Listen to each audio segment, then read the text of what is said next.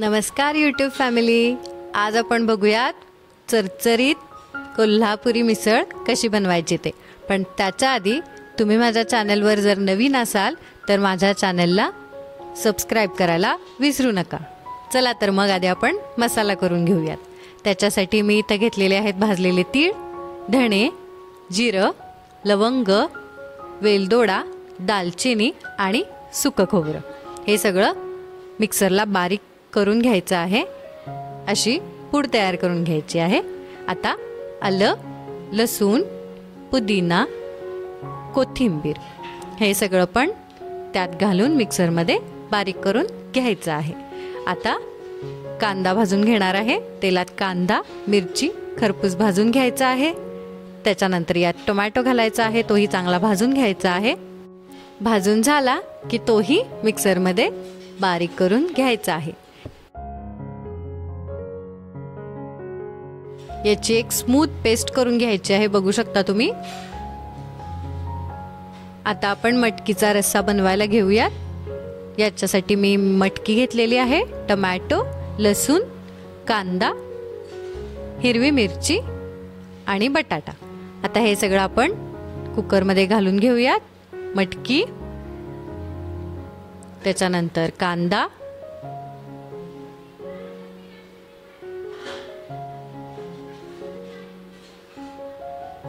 आता यामध्ये लसूण घालूयात. 5 ते 6 पाकळ्या एवढा लसूण, मिरची, टोमॅटो आणि मी बटाटा घालणार आहे. हे सगळं छान शिजवून घ्यायचं आहे. 2 ग्लास पाणी घालते मी आणि 5 शिट्ट्या होईपर्यंत हे शिजवून घ्यायचं आहे. याच्यामुळे आपल्या रश्श्याला छान चवही येते आणि थिकनेसही येतो. बघू शकता तुम्ही. छान शिजून तयार आहे. आता आपण रस्सा बनवायला घेऊयात. त्याच्यासाठी पातेलं गरम करून घ्यायचं आहे. त्याच्यात मी 2 मोठे चमचे तेल घालणार आहे.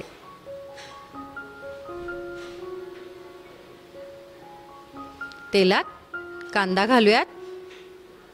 कांदा छान भाजून घ्यायचा आहे. तेलात लालसर होईपर्यंत भाजून झालेला आहे. यात सुकी लाल मिरची घालूयात. याच्यामुळे रंग खूप छान येतो आपल्या मिसळला. 1 मिनिटभर परतून घ्यायचं आहे. त्याच्यानंतर कसुरी मेथी घालते मी थोडी. हे पण फ्लेवर चांगला येण्यासाठी. हे ऑप्शनल आहे. तुम्हाला आवडत असेल तर घाला, नाही तर राहिलं तरी चालेल. यात कांदा लसूण चटणी घालते मी, कोल्हापुरी चटणी. छान मिक्स करून घेऊयात. चटणीचा थोडा कच्चापणा गेला की यामध्ये गूळ घालायचा आहे. गुळामुळे पण छान टेस्ट येते. मीठ घालूयात. मिक्स करूयात एकदा छान.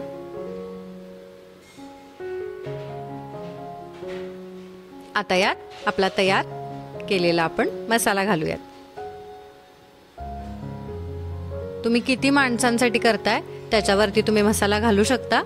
मी इथे 4 चमचे मसाला घातलेला आहे. तो 4 ते 5 जणांना पुरेल इतका रस्सा त्याचा होऊ शकतो. मसाला छान मिक्स करून घ्यायचा आहे. चांगला परतून घ्यायचा आहे. पूर्ण तेल सुटेपर्यंत परतायचा आहे मसाला. तोपर्यंत याच्यात पाणी वगैरे नाही घालायचंय. यात मी मॅगीचे वेज क्यूब्स घालतेय. त्याने पण छान फ्लेवर येतो. मला पर्सनली हे सगळ्या ह्याच्यात घालायला आवडतं. तुम्हाला आवडत असेल तर घाला, नाही तर राहू दे. आता तेल सुटलेलं आहे.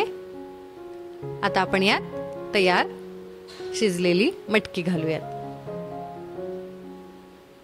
मिक्स करून घ्यायचं आहे आणि छान एकजीव झालं की यामध्ये पाणी वाढवून घ्यायचं. कारण आपल्याला रस्सा हा पातळ हवा आहे. यात मी थोडं नारळाचं दूध घालतेय. सुकं खोबरं मी मिक्सरला बारीक केलेलं आहे. त्याच्यात पाणी घालून परत एकदा फिरवलेलं आहे आणि त्याचं गाळून दूध काढलेलं आहे. याच्यामुळे रश्श्याला टेस्ट खूप छान येते. चांगलं उकळी येऊन द्यायचं आहे. रस्सा चांगला शिजला पाहिजे. तुम्ही बघू शकता आपला रस्सा तयार आहे. आता आपण मिसळ खायला घेऊयात.